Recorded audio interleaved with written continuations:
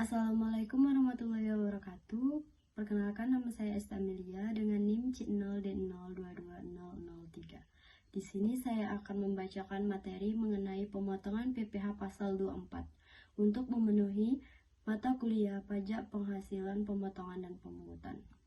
Di sini saya mempunyai 6 topik pembahasan. Langsung saja kita masuki ke topik pembahasan yang pertama, yaitu pengertian PPh pasal 24. Pengertian pajak penghasilan pasal 24 atau kredit pajak luar negeri merupakan perhitungan berapa besar jumlah pajak yang sudah dibayar atas penghasilan di luar negeri, dan pajak tersebut dapat dikreditkan atau dikurangkan dari penghasilan yang ada di dalam negeri sehingga menghindari pengenaan pajak berganda. Lanjut ke pembahasan yang kedua, yaitu subjek pajak PPh pasal 24. Yang menjadi subjek PPh pasal 24 adalah wajib pajak dalam negeri terutang pajak atas seluruh penghasilan termasuk penghasilan yang diterima atau diperoleh dari luar negeri.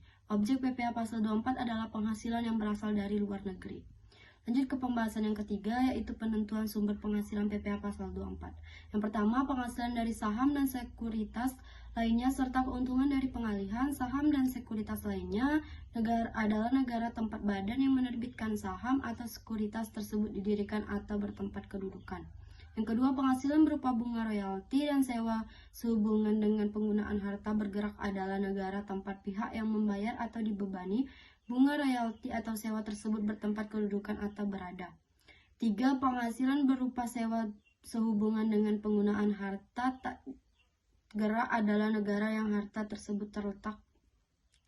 Yang keempat, penghasilan berupa imbalan sehubungan dengan ijazah pekerjaan dan kegiatan adalah negara tempat pihak yang membayar atau dibebani imbalan tersebut bertempat kedudukan atau berada.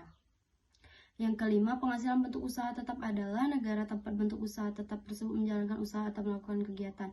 Yang keenam, penghasilan dan pengalihan sebagian atau seluruh hak penembangan atau tanda turut serta dalam pembiayaan atau permodalan dalam perusahaan pertambangan adalah negara tempat lokasi penambangan berada. 7. Keuntungan karena pengalihan harga tetap adalah negara tempat harta tetap itu berada. 8. Keuntungan karena pengalihan harta yang menjadi bagian dari suatu bentuk usaha tetap adalah negara tempat bentuk usaha tetap itu berada. Yang kita masuki ke pembahasan yang keempat, yaitu penggabungan penghasilan yang berasal dari luar negeri. Yang pertama, penggabungan penghasilan dari usaha dilakukan dalam tahun pajak diperolehnya penghasilan tersebut. Yang kedua, penggabungan penghasilan lainnya dilakukan dalam tahun pajak diterimanya penghasilan tersebut.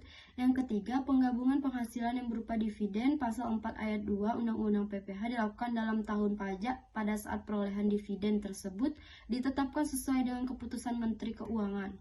Lanjut ke pembahasan kelima, yaitu besarnya kredit pajak luar negeri yang boleh dikreditkan, yaitu jumlah kredit pajak luar negeri yang diperbolehkan hanya atas pajak yang langsung dikenakan atas penghasilan yang diterima atau diperoleh wajib pajak dari luar negeri, dan setinggi-tingginya sama dengan jumlah pajak yang dibayar atau terutang di luar negeri, tetapi tidak boleh melebihi jumlah yang dihitung menurut perbandingan antara penghasilan dari luar negeri terhadap penghasilan kena pajak dikalikan dengan pajak yang terutang atas penghasilan kena pajak, atau setinggi-tingginya sama dengan pajak yang terutang atas penghasilan kena pajak dalam hal penghasilan kena pajak lebih kecil dari penghasilan luar negeri. Contohnya, rumusnya maksimum kredit pajak sama dengan penghasilan luar negeri dikali pajak terhutang tahun berjalan dibagi PKP. Lanjut ke pembahasan terakhir, batas maksimum kredit pajak. Yang pertama, penghasilan dari saham dan sekuritas lainnya serta keuntungan dari pengalihan saham dan sekuritas lainnya adalah negara tempat badan yang menerbitkan saham atau sekuritas tersebut didirikan atau bertempat kedudukan. Yang kedua, penghasilan berupa bunga royalti dan sewa sehubungan dengan penggunaan harta adalah negara tempat pihak yang berbayar atau dibebani bunga royalti atau sewa tersebut bertempat kedudukan atau berada. Yang ketiga, penghasilan berupa sewa sehubungan dengan penggunaan harta tak bergerak adalah negara tempat harta tersebut terletak. Yang keempat, penghasilan berupa imbalan sehubungan dengan jasa, pekerjaan, dan kegiatan adalah negara tempat pihak yang membayar atau dibebani imbalan tersebut bertempat kedudukan atau berada.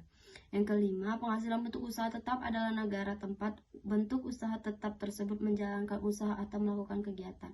Yang keenam, penghasilan dari pengalihan sebagian atau seluruh hak penambangan atau tanda turut serta dalam pembiayaan atau permodalan dalam perusahaan pertambangan adalah negara tempat lokasi penambangan berada.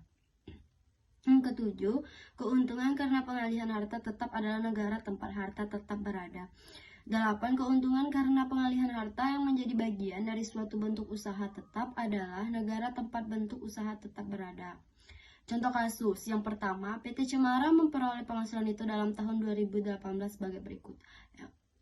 1. Penghasilan dari luar negeri 5 juta 5 miliar dengan tarif pajak sebesar 40%. Yang kedua, penghasilan usaha di Indonesia 4 miliar, maka jumlah penghasilan itu adalah 5 miliar ditambah 4 miliar sama dengan 9 miliar. Batas maksimum kredit pajak diambil yang terendah dari 3 unsur perhitungan berikut. Yang pertama, PPh terutang atau dibayar di luar negeri adalah 40% dikali 5 miliar sama dengan 2 miliar. Yang kedua, 5 miliar dibagi 9 miliar dikali 2,250 miliar sama dengan 1,250 miliar. Yang ketiga, PPh terutang menurut tarif pasal 17, 9 miliar dikali 25% sama dengan 2,250 miliar. Dengan demikian, kredit pajak yang diperkenankan adalah pada poin 2 sebesar 1,250 miliar. Contoh kasus yang kedua, PT Diswati memperoleh perolehan penghasilan neto dalam tahun 2018 sebagai berikut. Di negara A memperoleh penghasilan 2 miliar dengan tarif pajak sebesar 35% atau 700 miliar.